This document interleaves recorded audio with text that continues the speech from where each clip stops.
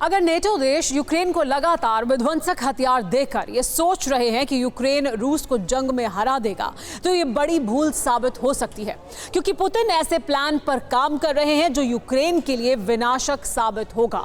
रूस ने ज़पोरिज्जिया पर पूरी तरह से कब्जे के लिए वैगनर ग्रुप के खूंखार लड़ाकों को उतार दिया है, जो बूचा की तरह ज़पोरिज्जिया में भी खून खराबा करने का मंसूबा पाले हुए हैं। बात यही खत्म भी नहीं होती है, खतरा इससे भी बड़ा है।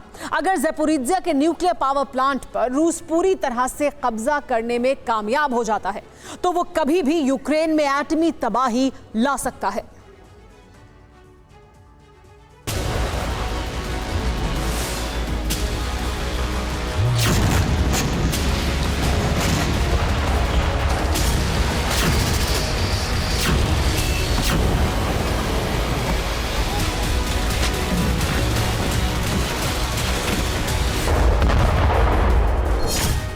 ज़पोरिज्जिया में जंग का सबसे भयानक सीन।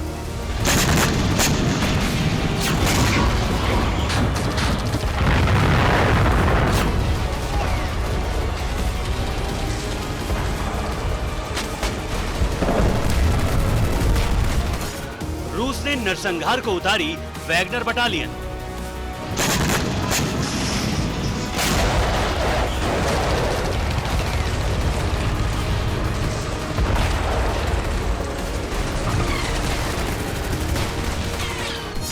अमेरिका को लगेगा सदमा, घुटनों पर आएगा यूक्रेन।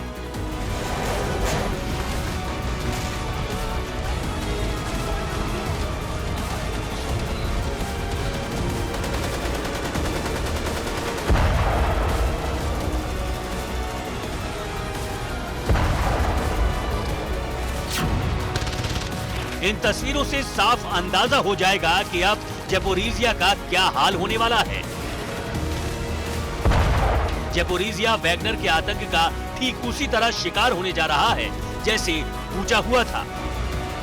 बूचा में भाड़े के लड़ाकों ने इतना कहर बरपाया था कि ऐसी तबाही, ऐसा नरसंहार यूक्रेन ने अब तक नहीं देखा। वैगनर के भाड़े के लड़ाके ज़पोरिज्जिया में जा रहे हैं। ये सिर्फ हवाई बात नहीं है, बल्कि इसका सबूत है।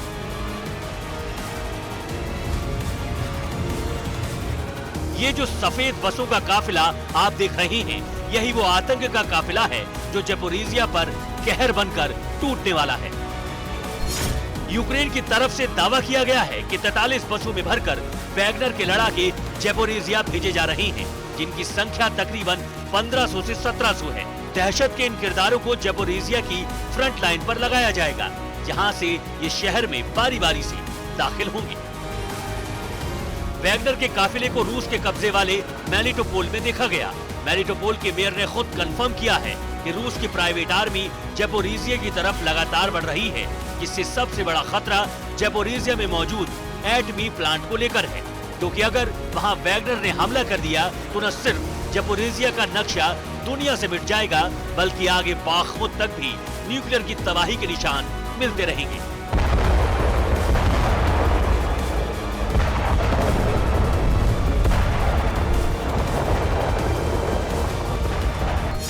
अब समझिए रूस को प्राइवेट आर्मी को ज़पोरिज्जिया में भेजने की जरूरत क्यों पड़ी।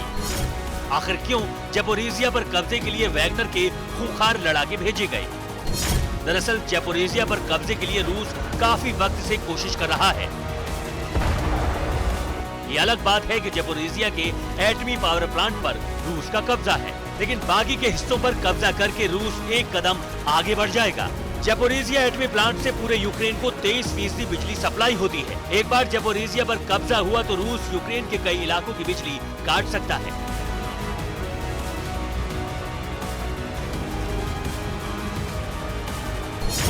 इतना ही नहीं, एटमी प्लांट का इस्तेमाल एटमी विस्फोट के लिए कर सकता है, जिससे यूक्रेन में हिरोशिमा, नागासाकी जैसी तबाही मचा सकता है।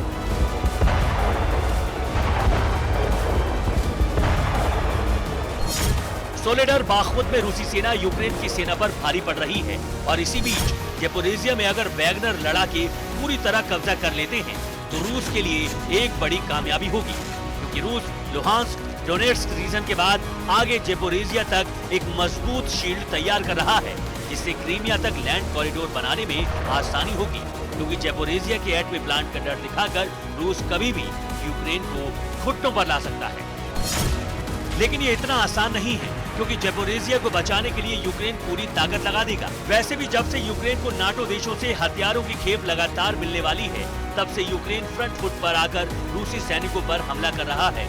ऐसे में रूस को काफी नुकसान पहुंचा है। इतना ही नहीं, वैगनर के काफी लड़ाके भी मार दिए।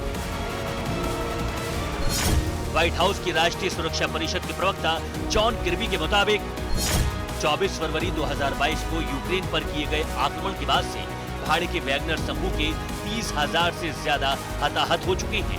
करीब 9,000 कार्रवाई में मारे गए और उनमें से करीब आधे दिसंबर में मारे गए।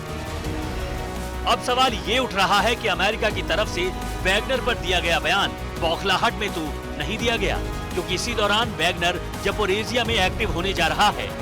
इसका सीधा सा मतलब है कि आने वाले दिनों में वैगनर के लड़ाके ज़ैपोरिज़िया में कुछ बहुत बड़ा कर सकते हैं। इससे पहले रूस की जेलों से खूंखार कैदियों को वैगनर ग्रुप में शामिल किया गया था, जब किसी को अंदाजा नहीं था कि वैगनर की ये तैयारी ज़ैपोरिज़िया के लिए थी। यानी ज़ैपोरिज़िया पाने के लिए रूस बेचैन है। इसका इशारा वो 1 महीने पहले ताबड़तोड़ मिसाइल अटैक से दे चुका है। Bureau report, TV9 Bharatvarsh.